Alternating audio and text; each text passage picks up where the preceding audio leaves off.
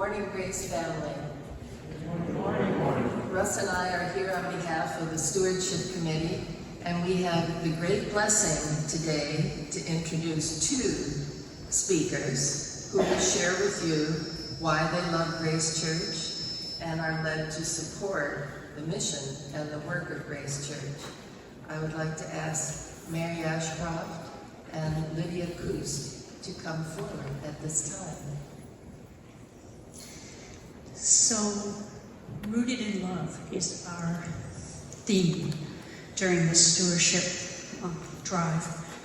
Today is also a day of humor, and so I have kind of it's a humorous story now to me. It wasn't when it happened, but I'm going to share this with you because it also goes with the theme of love. Now, some of you know this story. Some of you may not, but it's good to reminisce anyway. Growing up, I didn't really have a father, and that's another story.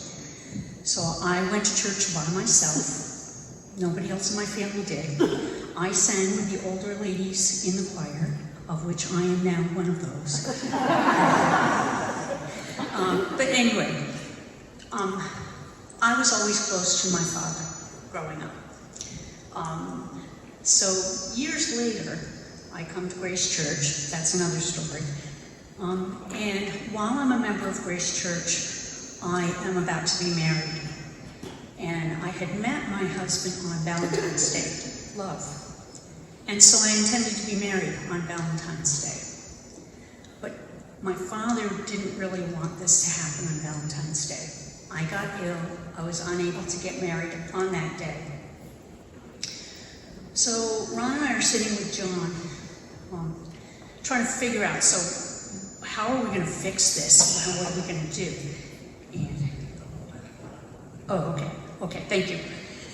So he suggested love was the theme of Lent that year, and would we want to be married with the blessing of the council during a church service? And so the day came that I walked down this aisle with my father on a day meant to honor my father during a church service. With you, my spiritual family, there to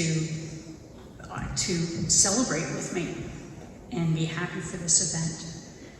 And so Grace Church gives to us many things, and love has many looks and many layers to it. And these things can happen when stewardship happens in our church and within our walls here. So I just wanted to share that with you today. Thank you very much. I rewrote this 3 times.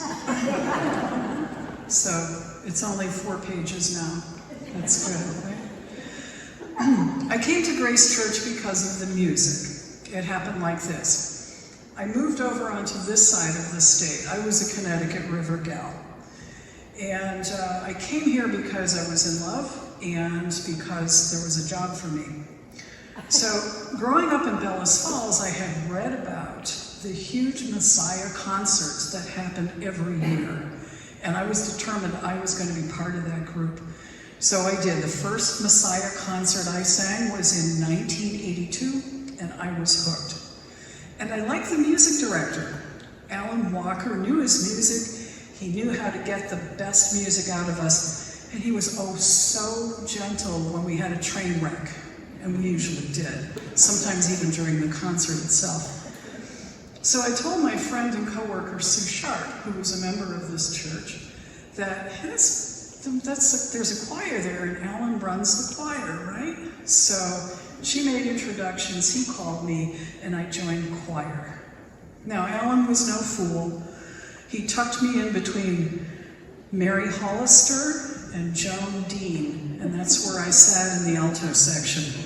I was terrified. Mary Hollister's husband had been a former music minister for the church, and Joan was married to the current minister. Anyway, soon the faces started to look a little familiar.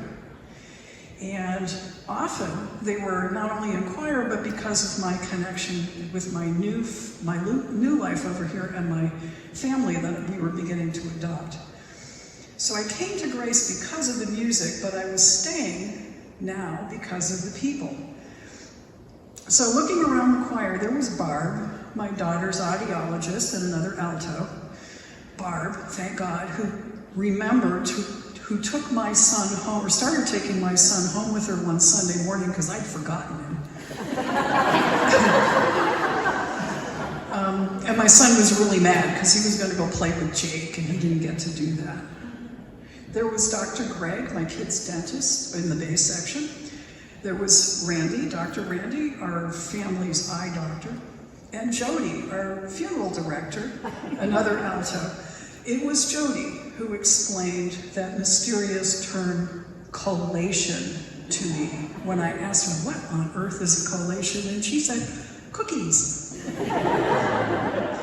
And also in the bass section was Judge Ted Mandeville.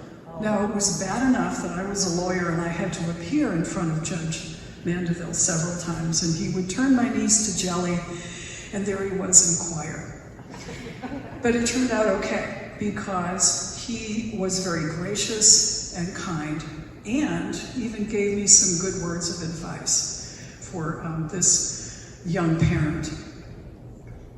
So I came to Grace Church because of the music, but now I'm staying because these people are becoming family.